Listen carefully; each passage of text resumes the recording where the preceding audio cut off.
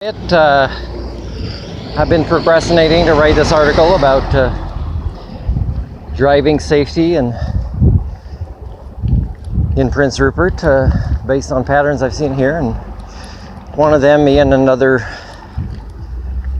pedestrian were in a close call with a person wanting to jump the green circle and turn left before, us. And one of the reasons is, one of the things I would say in this article is, and I've said this to RCMP in Terrace about a particular intersection. I haven't been back there to see if they've, and I've said to the road test examiners too, and maybe they haven't even done it.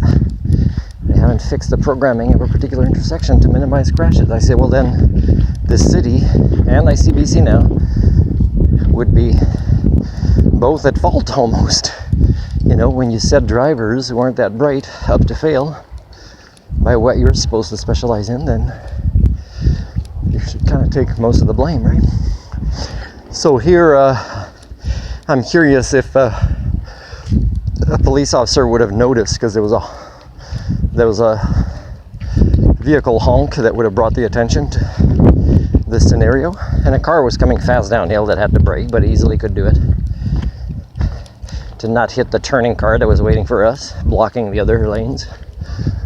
If a police officer would have pulled over that person. And I think, even though there's no accident and others compensated, I think if a police officer wouldn't have done that, it would have been, and I think it's likely, 60%. Then it kind of loses the purpose of police officers. Because it's not just teaching a lesson to the driver, but to the community that is observing. Say, oh, that person's being pulled over. That means in Prince Rupert, the RCMP act like police officers. And got my backpack with some stuff in it. It's gonna be going up this hill, but I am out of shape. Trying to get back in shape. I'd like to compete in badminton tournaments, but I don't live in a community that would allow me to play with players that would re-elevate my badminton level. It's sad. There's a lot of intellectual laziness. So again, I said this before years ago, that if a police officer gets past, let's say it's a 2-lane highway, and they get past on the right side because they're not moving from the left, and somebody passes at 103. Like if the police officer is exactly 100 and somebody goes for it, then the police officer, what would they do? And again, they might say, well, I'm not going to give him a ticket.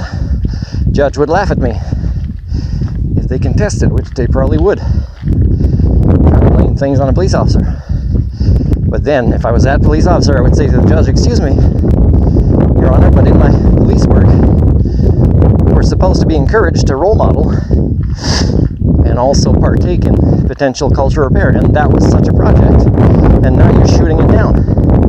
So, Your Honor, if I see you going 5 over, I'll write you up as dangerous driving because of this scenario as well here. That'll be part of my records and notes after the court, that you are not participating in road safety and therefore are likely to let a lot of dangerous drivers go, or dangerous drivers, or drivers that push the limit, right? And again, that police officer would also have to denounce or report their other fellow police officers that say, oh yeah, to their friends and family, oh yeah, you can speed, just don't go over this. And again, it's missing the point. It's not like the speed limit is more or less 20 of 100. Plus, when I taught driving, it's not just beginners, and I taught collision avoidance, it takes an hour and a half for people to stop hitting cones at like 40 to 50 kilometers per hour. Okay, and so think about it. I'm watching videos of motorcycle crashes, and I think there's only one channel that shows, that usually will say, hey, sometimes the motorcycle rider's to blame. Except that 9 out of 10, if not more, of the videos, yeah, it's an accident waiting to happen based on the choices of not just the riding style of the motorcyclists, but also what they do when some car does something they don't like because they do something ridiculous. So if the person's on camera, do you have to put yourself at risk a bunch more times? Because if I saw this video in court and I was a judge, I would say, well, you both lose your driver's license for 5 years. That includes the motorcycle rider. I mean, you could have caused a crash. It would have stopped traffic for a day, investigations, like everybody's insurance goes up. It's ridiculous. Sometimes they think they're right by saying, you did something crazy, while I was doing something crazy. And again, who's not crazy? Well, you kind of need the police officers and the judges to not be crazy.